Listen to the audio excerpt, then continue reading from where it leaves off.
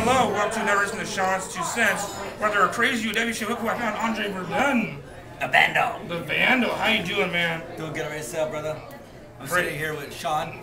Crazy stuff tonight. It didn't go as planned with Mr. California. My fucking arm. It's all fucking turning purple and shit. Yeah. Show it to the camera the wounds on the deathmatch. It's all getting swollen through here. Yeah. Dude, I'm gonna fuck him up, dude. What was the problem? JD Hoare out of nowhere. Vendetta Pro's on JD Hoare. Hoare. Fuck JD Hoare is. Never heard of him. Creep show. I guess. Shit. He said he's from up north or some shit. Vendetta Pro. It's winner by Billy Blade. Okay. Well, he's gonna get fucked up here. We don't play games here. And then tell me about the unique match for the next show. Yeah, so I laid out a challenge today. I haven't heard back if it's been accepted, but I challenged JD Hoare, JD the bitch, and Mr. California, that lying sack of shit, to a three-way body bag match. So you gotta beat the motherfuckers unconscious, both of them, stick them in a body bag, and once I do that, I'll probably just light their fucking asses on fire or something. Seen the match last year, Santino's BC killed versus Famous B. Not to that level of extreme, because Famous B's not a deathmatch guy. He's a good worker though. He's a good friend of mine. Good guy. In Vegas right now. Hope he's killing it. Close to Millennium. Yeah. Your background's really interesting. Did you know that I beat up one of my own fans for him? You beat up your fans? My own fans for Famous B. It's great. Tell a story, man. Well, see, I was wrestling for the Lucha Lounge. Lucha Lounge. It was some shows that Andre Verdun was promoting. It was a couple of years ago. I was actually not doing anything wrestling, and I came back into some of these shows, and we're in the audience, you know, brawling and stuff. And he drop kicks me. I'm laying on the ground. I look up and I see him pushing my fan. Yeah. And he had like a shirt, my shirt on. So I jumped up and I fucking clocked fucking Famous B. So we get back in the ring, we finish our match, we go to the back, and I'm like, dude, what was that shit between you and my fan? He said, I drop kicked you, and he came and he kicked me. And I'm like, well, that's some fucked up shit. So I had no heat with him. So we were talking about it, and the fucking fan's trying to get into the locker room. Holy shit, man. And they're trying to push him out. He's trying to get in. He was like some gangster from the neighborhood. So finally, Famous B walks up to him and starts telling him, you got to get out of the fucking locker room. The guy pushes Famous B. Now, there's a code in this business. Even if, you know, someone ain't your best friend or whatever, you fuck with one of us, it's on. So I jumped up. And I said, you're gonna get the fuck out of here. And he pushed me, and I punched him. And he hits the floor, and blood's coming out of his eyes and shit. And I never got welcome back there. I seen the crazy shit because we know Bart made a guess. Yeah. He don't take no shit. So No, we've had some stuff here. He knocked out one of our UW fans at our first show. Oh, I don't know if he was a fan. I think he actually. Tell us the story of the first UW. We had an ambulance show. I don't know the full story. What's the story that you heard? Which one? For the first show when the ambulance came, the drug guy came out. Well, I'll tell you what happened. Apparently, because you know, we put that one in the fucking in the projects. That was a great venue. I really enjoyed that atmosphere. Yeah, and we want to go back there eventually, but I think it was a little too real for some people. It was a little too underground. Yeah. So, what was the clown did like it? People were like really going after him. Yeah. So it was apparently this guy kind of like walks in during the show, doesn't not pay, just kind of walks in and starts challenging the fans. So some of the security guys went out there. And, you know, I followed him out there to try to find out what was going on. And as soon as I turned the corner, one of our UW staffs punches this guy in the fucking face, knocks him out cold. Damn. So, me being Mr. Lawyer, I'm advising my client on what to do and find out what's going on because, you know, I know if the cops come and stop the show and arrest him. Yeah. The Vandal's going to become the lawyer and go into criminal defense mode. So I'm doing that, and then Bart comes back there from AWS. Well, apparently Bart sees the guy laying knocked out cold and decides to help the guy up. Yeah. He gets him to his feet, and the fucking fan punches him. So fucking Bart knocks him to the floor. Yeah. And after that, he just lay there, the ambulance got there, and they hauled his ass away, and that was that. I saw the fight team Buddy Love and Bart. Yeah, you see Buddy Love. You know, see Buddy Love how short he is. Yeah. Trying to fight Bart. That was the craziest damn thing I've seen in wrestling. Bart's a good guy. Bart, great. AWS is awesome. One of the best promotions, I think. Your background's crazy. You started out. Tell about the story. So you started out XPW, Rev Pro. Yeah, well, you know, most people won't talk about this. I do. I talk about it very openly and very freely.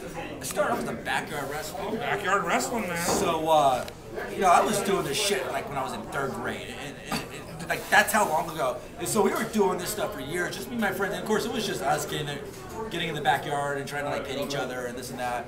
The next thing I know, I'm in high school and we're doing this thing, and the backyard wrestling, which unbeknownst to me, started kind of blow up when wrestling got popular in 1998. I mean, correct you out, but Joshua Rich and Matt Cross, by history known, they started doing it. Like in Cleveland. Matt Cross, I think, is pretty open. I have a lot of friends in this business who probably wouldn't call me friends today just because they're superstars and this and that. But a lot of the people that I did backyard wrestling with, I'm not going to out them. They completely deny that they were ever there. I'm like, dude, I got fucking videos. You and me going at it, but what's more embarrassing, sex tape or backyard wrestling tape? You know, for me, it'd be, well, I don't know. I think that they're both kind of cool. Both kind of cool. But so I was doing the backyard wrestling. They just, and to me, that's just totally stupid to do fucking clown on guys for doing backyard wrestling. Because it's like basically going to the park and throwing a football, in my opinion. But anyway, so we're doing that. I ended up on the front page of the newspaper because I get really popular in Ventura doing the backyard wrestling. I decided to run for ABS Student Council because actually I was just trying to piss off the principal. Because when I did these wrestling shows, I would always like talk shit on the principals at the school. So they're like, you know, our fucking principal is a punk ass, you know, me being me. You always gotta fuck with someone in the position of authority. And it started getting back to the school that I was like out there like, talking shit on my counselor and my principal. They deserve it. They're all dicks.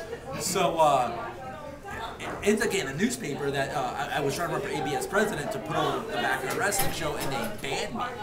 So the paper picked it up, and the next thing I know, I'm on 2020, and they're showcasing me jumping up, you know, doing all kinds of crazy backyard wrestling. And then Rob Black sees that, and he says that this guy don't know what the fuck he's doing, but he's got some fucking balls. So you know, he brought me down to XPW. This is a long story. I know how much you've been able to like shortcut it, but we have time. Okay. Like my sister will use the cameras, but just go on. Okay, cool. John's just unedited. Like, I've actually never told this story before, so it's interesting. So I get brought down to XPW. They're just starting up. I think they've done maybe 3 or 4 shows at this point. And I go down there, and Rob, I don't even know why I'm there. I was just said, hey, Rob Black wants to talk to you. I knew who Rob Black was. I was already a big XPW fan. And you know, Supreme and Homeless Jimmy were my 2 favorite wrestlers at the time. So I go down to Van Nuys, to a porn studio. So in order to get to Rob's office, you actually have to watch a little bit of anal penetration, and blowjobs, and guys stroking in the hallway trying to keep it up because they're shooting porn on these little crevices of this office. And so anyway, I get to the office, and they just tell me to sit there. And it's like 6 o'clock. 7 passes, 8 passes, 9 passes, and finally all these wrestlers start to show up. People that I recognize from the show, and I'm just not trying to mark out, or trying not to mark out, and they start having a meeting. And I'm just sitting there like, of course we didn't have iPhones back then, so I couldn't like, so I'm just sitting there just kind of like, what am I doing here, what am I doing? And next thing I realize they're talking about me. And Rob's telling them that he wants to train me. And like everybody's like, fuck that guy, he's a fucking backyard wrestler. And then, you know, I heard a voice saying who was belonged to Damian Steele, the real deal, say, I'm not gonna train that fucking guy, you know, and I run the school and shit like that. And then I can hear through the door somebody saying, I'll train you. And then he starts kind of lecturing everybody about how, like, well, if it was up to you guys, I wouldn't be here, and this and that. And I had no clue who it was. So the meeting adjourned, everyone kind of walks out and, like, kayfabes me. And then Kevin Klein comes in and gets me and says, hey, Rob's ready to speak with you now. So I walk in there, and sitting in a chair in front of Rob's desk is Supreme. Oh, Supreme. So I sit down, and Rob starts telling me about how he thinks I got a lot of heart, a lot of guts, and blah, blah, blah, blah, blah. And he wants to train me, and he's willing to do it for free, and Supreme's willing to do the training. And then Supreme looks at me and is like, that's okay with you. No, you know, no, it was awesome. And really, his training was just beat the fuck out of him. And so I trained with him for about 8 months. Then, you know, he ended up going to FMW. He kind of said Dynamite Dean and trained me a little bit. He was one of the guys who was one of the naysayers against me, so it was kind of cool for him to kind of come around. And him and I ended up getting along really well. And so I trained there for a while. Then I just kind of realized that, you know, XPW, you know, I'm a year in. These guys are bringing in guys from the East Coast. I just didn't feel like there was going to be any room for me anytime soon. So I ended up headed out to, you know, those. Actually, that's when we first founded UEW. It was actually way back then, 2001. So we ran that promotion for a while, which was basically a bunch of backyard kids that I was training. And we were putting on legitimate shows. I actually felt pretty good. I mean, we never really got the recognition we deserved back then. But we did about a year's worth of show. Then I ended up taking off to Las Vegas to wrestle for Nick Bockwinkel and Jimmy Snuka and Cowboy Scott Casey's promotion out there. Continue to get trained. Most of the UW guys didn't go to Red Pro. So you know, a lot of the first version of UEW was in Red Pro, and then they ended up asking me to come down to Red Pro. It was kind of weird because I came down to wrestle there, a place I never thought I would wrestle. I mean, that to me was the pinnacle of SoCal wrestling. It's like the precursor to PWG. It was, and it absolutely is. And so, you know, I went down there and it was like weird because like at least 1/3, if not more, of the locker room was the guys from the first version of UW. I'm talking about Los Luchas, who were my students. I trained them. At the time, they had you know, Charles Murphy was part of that group. Just all kinds of people. I mean, you watch that show and it was like so many of those guys. Worked for Red Pro a little bit. Ended up doing the Red Nets thing. Ended up doing the SCCW thing. The Red Pro was doing their final match. That was the one where Robert Vera retired. And in fact, that was actually my intent to retire too. I wasn't planning on doing anything after that, but I wasn't going to announce it because Rob was announcing his retirement. So went and did that thing, and then that's when Rob Black did the SCCW gimmick. And then that's actually out of SCCW is when UEW started with, you know, Carnage and myself, and you know, we had that long bloodbath feud that I still walk funny to this day because of it. And then, you know, I did that until the WSX show, and then I went to law school and I became an attorney and started doing federal state criminal defense law, suing banks, suing debt collectors for being abusive and collecting debts, and here I am now, the wrestling lawyer. Yeah, that's pretty cool. Okay, that's my entire story in a nutshell. Why do you think XPW is still popular to this day? Like tonight was so special for the XPW fans. Rob Black and some big ovation come back. Yeah, it was special for me too. It was weird. I was kind of had, you know, goosebumps when I watching Rob Black. It's funny because when I left XPW, which was right before Vic Grimes took the big fall. Okay. I was there in attendance that night, but as a fan. And I think I got comped in or whatever, but I haven't seen Rob Black since I left XPW. So to see, I mean, I didn't even recognize him at first. You know, I have so much love and respect for that guy because of the chance he gave me, and obviously I have a lot of love and respect for Supreme and taking me in.